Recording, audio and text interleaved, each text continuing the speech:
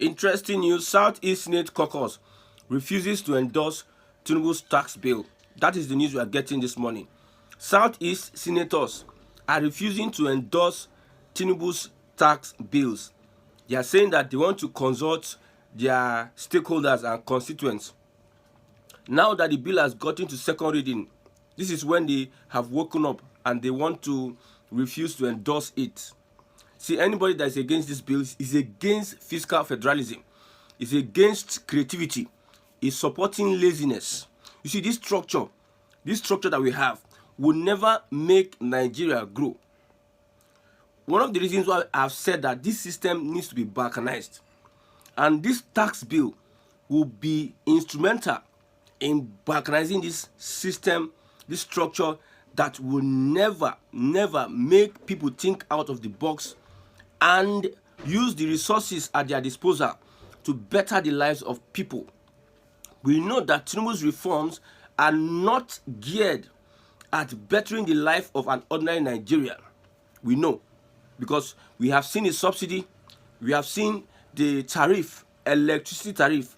It is the ordinary Nigerian that will be the one that will bear the brunt.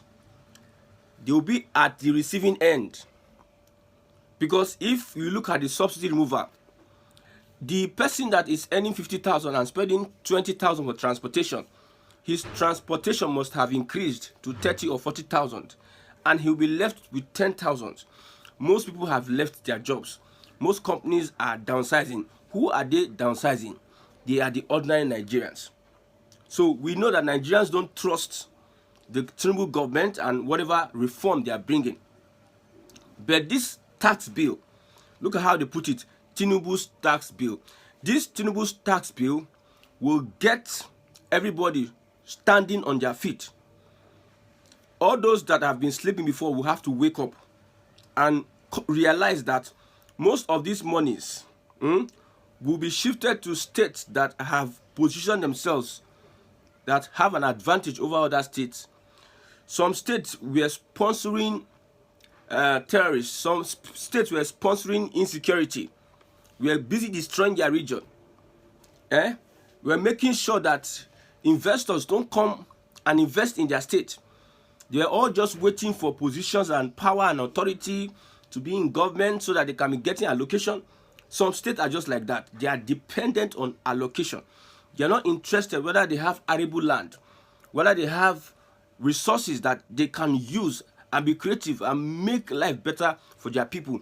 They are all just interested in what they get from the center. Some states will be looking at the future, building factories, building industries, attracting investors, building road networks, and doing all sorts, and be working for other states to sit down, fold their hands, and be looking.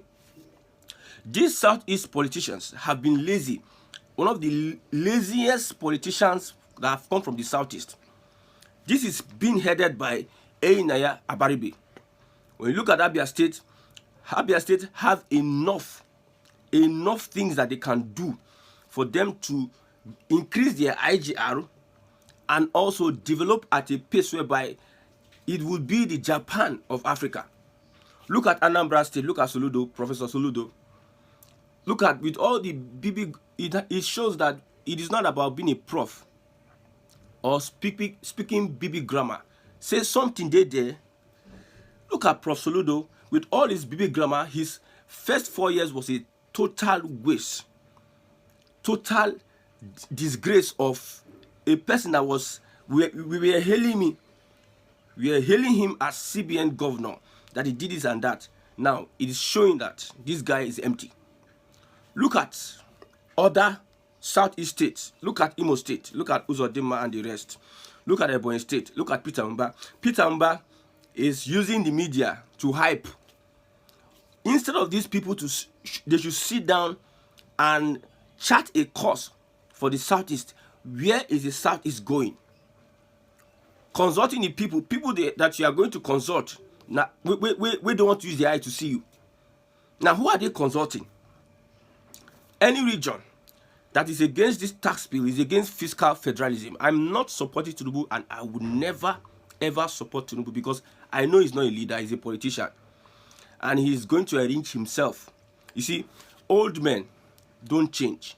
A child that you don't instill habit, if a child is from 1 to 7, if you don't build the life of a child, the future of a child, if you don't imbibe characters in a child, positive characters in a child, when it's 1 to 7, my brother, forget it. Old men don't change. A greedy old man is a greedy old man. A criminal old man, even in his grave, he will be criminal minded. So if Tinubu has an antecedent of criminality and corruption, he would not stop now. These guys are greedy gluttons. Whatever they are trying to do, they are trying to show off. Most of these guys don't need money, don't need even fame. They just want to bear the name. They just want to seize power. And what are they using the power for? They just want to bear the name president. So I'm not supporting Tinubu. But this tax bill, I know, is going to lead us to fiscal federalism, resource control, and regionalism. Because eventually, because I know the North, they are fighting tooth and nail. They want to make sure they kill this bill. To be sincere with you, the bill is going to set the Southeast back a bit. But it is left for the Southeast governors and those that are in position of leadership to take their destinies in their hands and look for ways they can develop, because you cannot depend. Before oil was discovered, how did the North survive? How did the Southeast survive? How did the Southwest survive before oil was discovered? I'm telling you, the Southwest had cocoa, Enugu had coal, the North had granite pyramids, and yet they survived. Lagos was also a nerve center whereby we had activities because of the sea. So how did they survive? Everybody's just focused on this and that and that. We know that Lagos, as it stands, is going to benefit the most.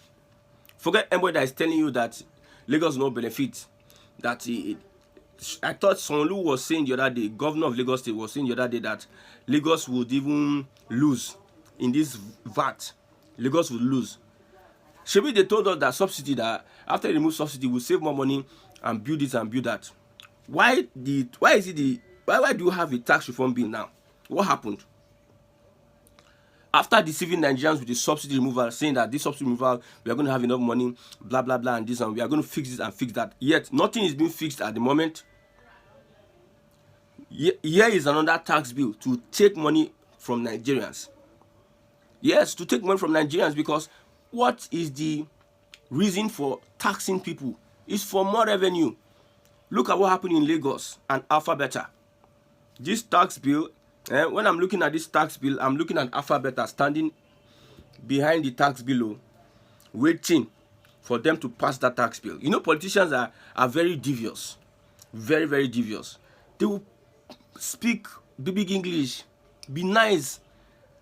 The person that I think his name is Oloyede has been explaining to Nigerians how he's going to benefit this, he's going to benefit that, he's going to benefit this. And I'm looking at what this man is writing.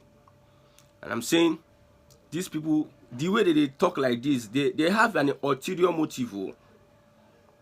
They have an ulterior motive. We know that Lagos, Ogun, Oyo, Delta, and one northern state will be the greatest beneficiaries of this tax bill. We know that.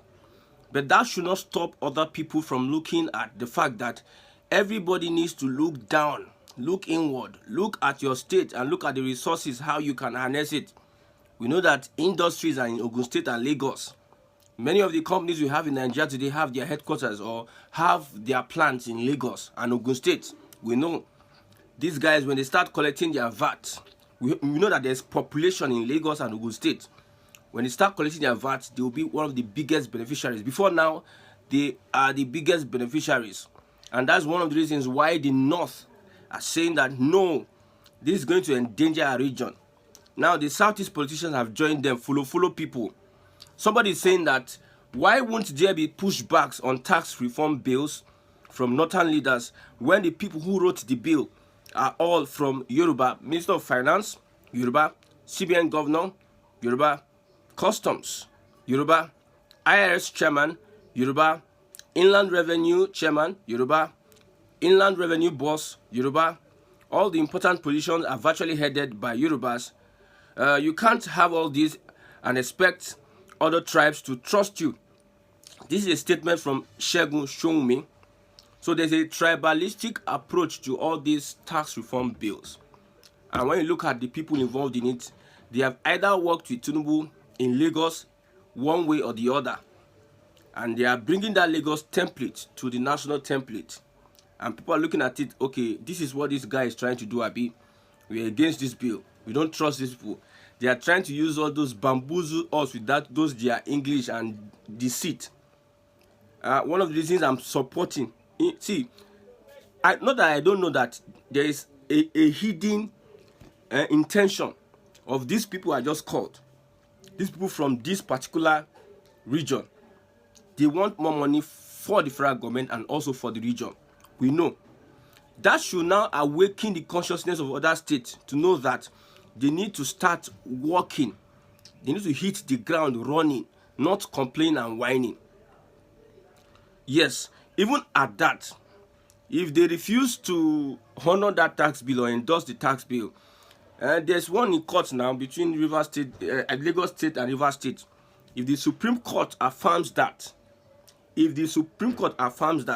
then states will now collect their own 100% now, and they will remit to the federal government. If that is the case, everybody will now, their eyes will now open. The Southeastern Politicians Caucus or Senate or whatever they call themselves, they need to do better by meeting with the stakeholders and meeting with their governors and consulting with their governors and tell them, how can we develop this region? The Southeast Development Commission now, they are fighting. Uzodinma and Benjamin Kalu, they are fighting over Southeast appointment. These are the people that are leading the region when it comes to development. They are fighting. Go and meet and consult them on. Don't say you are refusing to endorse that bill. That bill is going to lead us to resource control. We know that Lagos, these people I just mentioned, they are wise by constituting this bill. It will get to a point everybody will now start guiding their own resources. I know Lagos has gas. It will get to a point everybody will now start protecting their resources. Everybody will say, okay, I have this resource with me. We get this one, we get that one.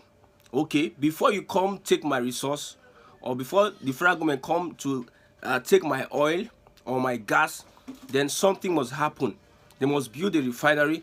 They must build an industry. They must build something that will help me harness the tax on this resource. It will eventually get to that point. How long, I don't know. One of the reasons I want the Southeast to support this bill is because everybody will now move from resource control to now regionalism. You see, the people from that region that are proposing this tax bill, they are building the Southwest. I've said it before, that Tinubu is building the Southwest. He's empowering the Southwest. The more reasons why you see Yorubanization of all the positions and posts. Everywhere you see them Yorubanized. They're empowering the Southwest for a possible balkanization of Nigeria. This is one man that says he doesn't believe in your one Nigeria or whatever you call Nigeria. He believes in a country that has regions that will develop at their own pace. This is a step to that. We are supporting Biafra, and however, if it is through the back door we get Biafra, if it's through this tax reform bill we get Biafra, then it is okay. But I know these politicians, they have an interior motive. One of the reasons why they will not support is because of the funds they are going to start collecting will be reduced and depleted. They will not see much money again for them to steal. That's one of the reasons why they will not support the bill. I've said any policy under this APC, under this current system, is not about the people, it's about themselves. The Northerners know that if they support this bill, they will have to go back to work. All those they are candidate the revenue they get from whatever, from federal government or wherever, it will be difficult for them to get it anymore. Most of them don't work. They just go to secretariat and just collect monies and just collect revenue and funds and they just go back, do nothing. They just create local government and use this local government to siphon funds. That is what the North want to do. No work. They have arable land for agriculture. They have so many things that they can used to stabilize their region without oil. Their elites, their politicians are all there looking for oil well, looking for position, looking for power. While the people are suffering, while we have over 12 million out of school children in the North have been ruling this country for a very, very long time. The North have been in charge of the economy, in charge of education, in charge of most sectors of the economy of the country for a very, very long time. They have ruled this country, but yet nothing. And they are against a reform bill that will make everybody go back to work. These are wicked people and wicked politicians. And one thing about the Southeast politicians is that they need to use this and negotiate with the government on Nnamdi Kanu's and peace in the Southeast. This is an opportunity for them to negotiate a peace deal in the Southeast. Nnamdi Kanu's release, if they really wanted Nnamdi Kanu to be out of jail, they'll use this opportunity, because this is one of the reasons why they are politicians. For them to support that tax bill, release Nnamdi Kanu, and ensure that there's peace in the Southeast so that we can grow at our own pace. But they will not look at that. They are very, very much interested in the monies they are collecting. Which stakeholders are they going to meet? Which constituents are they going to meet? Those ones that they share the money together. When it comes to constituency project, they'll just buy a Kekemara grinding machine.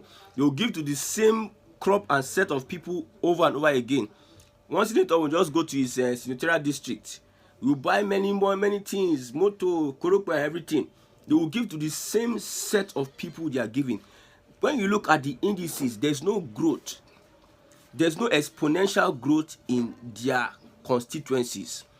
Just recycling how they used to embezzle money. Then they will settle their structure of criminality with all these generator, grinding machine. Structure of criminality. And it is mostly their party members that are going to benefit from what they are doing. Are these people, the constituents that the Southeast governors are going to meet? The people are saying this reform is a good reform. We don't support Tinubu. Me, I'm not support. I can't support. He is going to be a failure, and he eventually will balkanize this country at the end of the day. Mark this thing I'm saying. The reform bill is one of them. The North are helpless at this point in time. They are looking for an alliance with the Southeast. That's why you see they are pushing Jonathan. They tried P2B. P2B is not measuring up.